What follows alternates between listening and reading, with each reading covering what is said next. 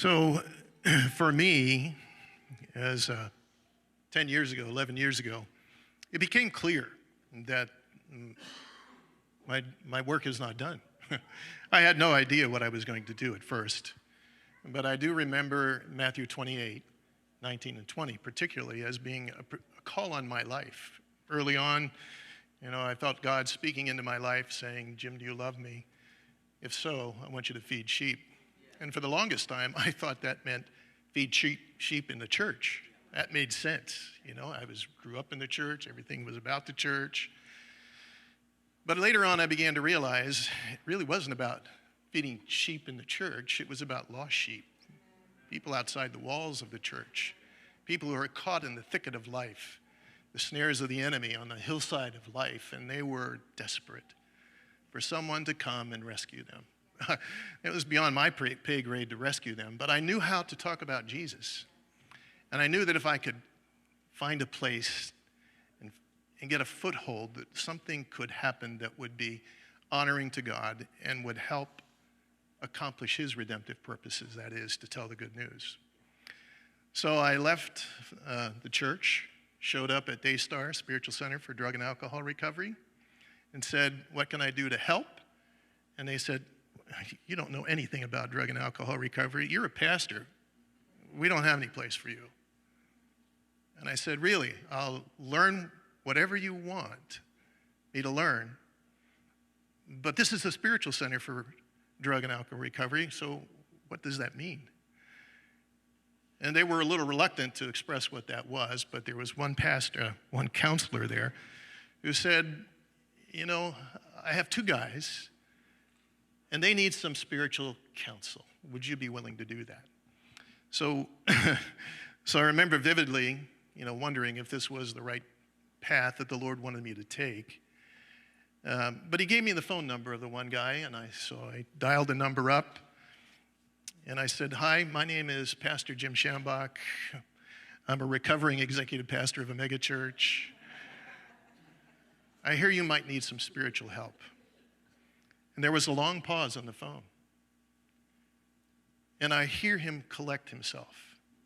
And he was going to get his composure together. And he goes, "You're not going to believe this."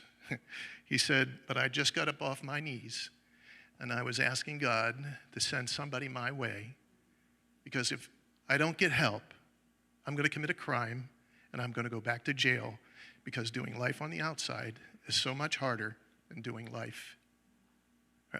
It's so much harder doing life on the outside than doing it in jail." And as I learned his story, I can understand why.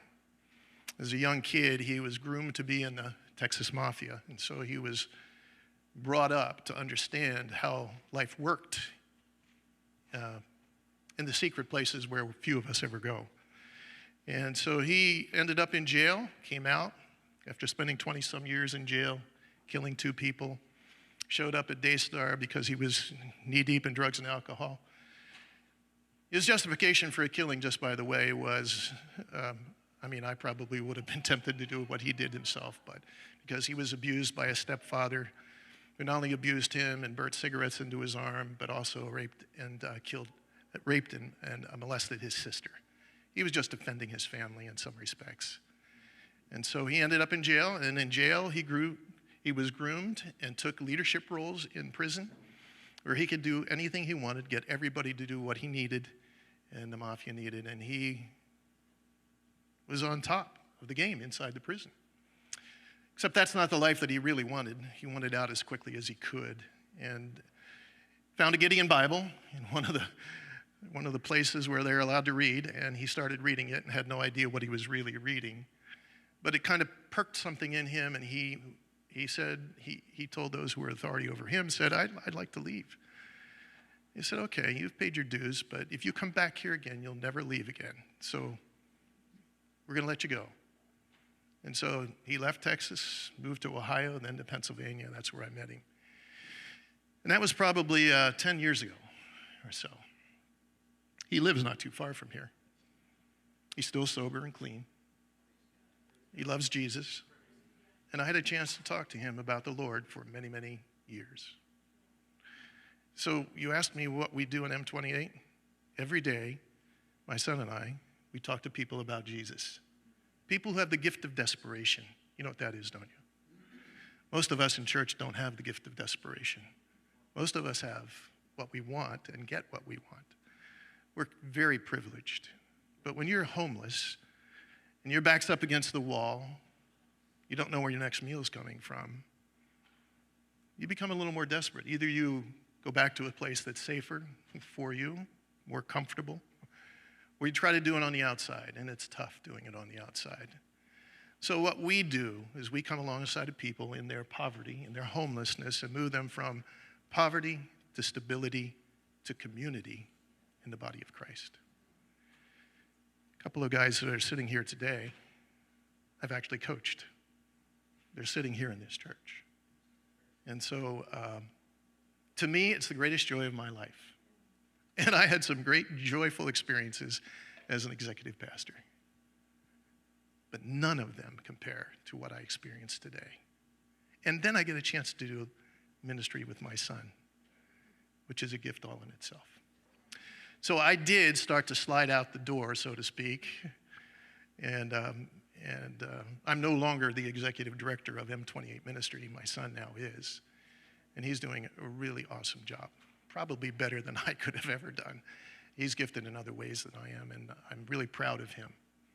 And so he's going to come and share a little bit about what we are planning to do in the near future and why Pastor Rich has asked us to be here today. So this is my son, Jimmy, his wife, Tristan, and my lovely granddaughter, Aviana, is here as well.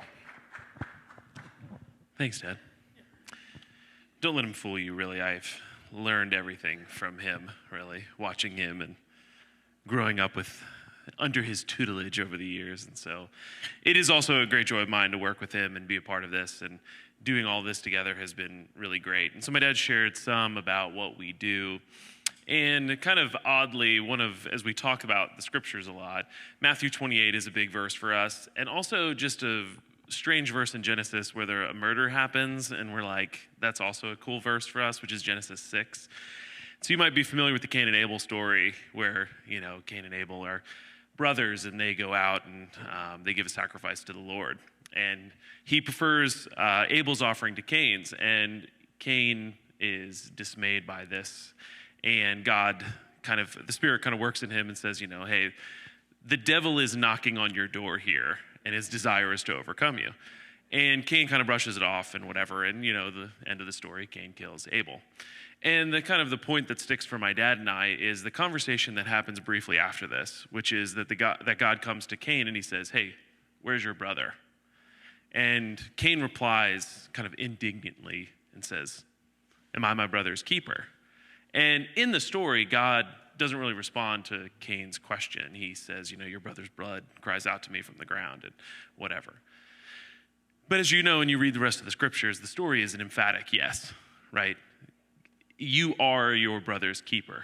And at M28, that's been a big story for us, is that we are and take very seriously this message that we are our brothers and our sisters' keepers, and we are responsible for the people around us. We're responsible for the people in our community, and we take that as seriously as possible. And so there are a few ways in which we do that as an organization. My dad mentioned our life coaching and mentoring is the main thing that we do. And over the last 4 years, we've mentored 291 men and women in drug and alcohol recovery.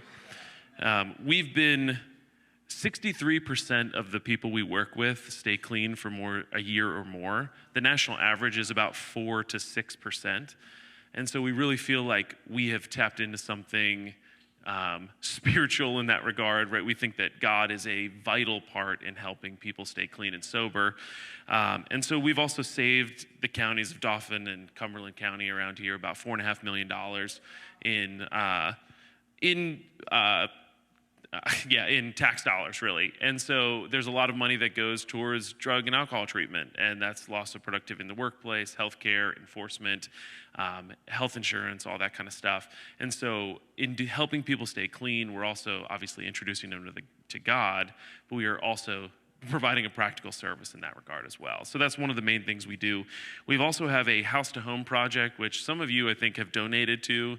It's a good used furniture warehouse where we give away good used furniture to people who are rebuilding their lives. And so we have a warehouse in New Cumberland. And we started about 4 years ago. We've given furniture to over 1,000 families and probably almost $600,000 worth of good used furniture and home goods.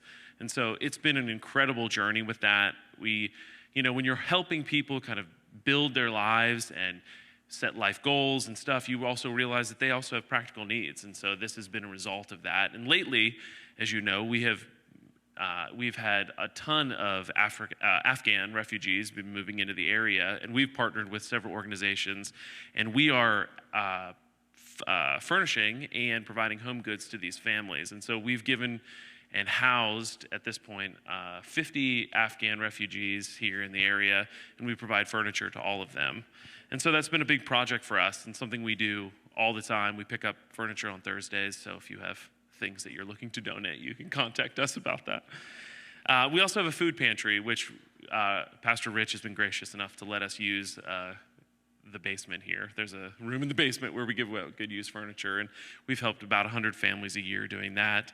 And we also started this last year, we call it the Assisi Project, and it is a group mentoring project, really, where we put 6 or 7 individuals around one person in need. And so these 6 or 7 people come up with a list of about 20 to 30 goals, and we call them our brother or sister on the table, and we help them rebuild their lives. And last year we did our first table or 2 tables with guys named Derek and Josh, and they've been very successful. Both guys moved from a situation of my dad mentioned this poverty to stability to community in the body of Christ thing. And so they moved from a position of poverty to now these guys are now mentoring other people and involved in our tables moving forward.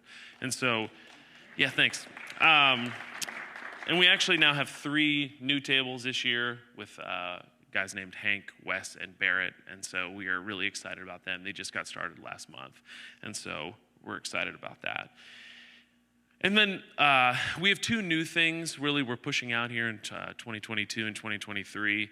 One is called Esther's House, which is named after my grandmother, my Lala, as I call her. She recently passed away at the beginning of the year.